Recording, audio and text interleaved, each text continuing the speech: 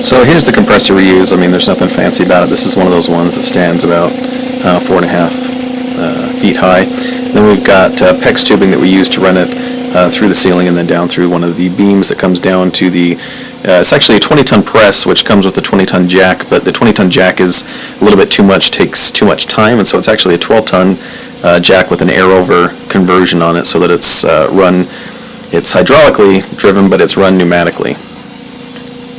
Here's the back side. The hose, all it does is goes down and makes a U and then comes back up into that.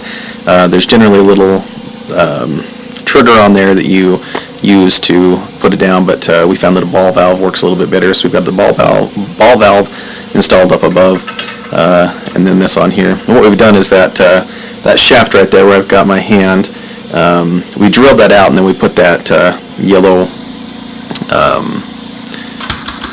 part that pierces the hard drive on there. Now that's actually a slightly smaller diameter, which is why that was wiggling around. Ideally it would be nice and tight in there. But I want to be able to pull that in and out so when that gets bent that we can straighten it. And so I've decided not to weld it in. We probably need to put some shims in of some type. But that's kind of what the deal is there. So when you loosen that lever right there I just loosened, the jack releases some pressure so it goes back up. When you tighten it, it makes it so that when you flip that ball valve, it starts converting the air over and starts pushing the jack down, and it pierces through the hard drive or the hard drives that you've got there. Now on a lot of these I've punched through two of the hard drives, though, or excuse me, two spots in the hard drive, though it's not necessarily necessary to do that. Generally when you punch it once, it takes care of it sufficiently. So it takes, I mean, maybe 20, 30, maybe 45 seconds to do a hard drive if you're doing it one time.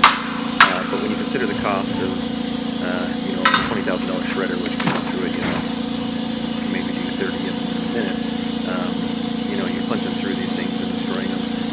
If you do two at a time, then you can get to somewhere between 2 and 4 a minute.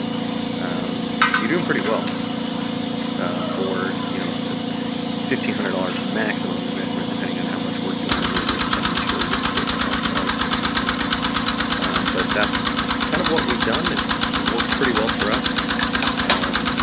That shaft that we put in there to pierce the hard drives, like I say, I replaced that from a different one that got bent. I should have just straightened the other one out, but I didn't.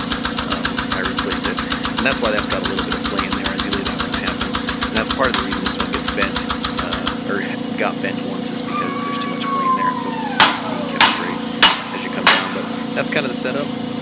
It's worked well for us. If you have any questions, feel free to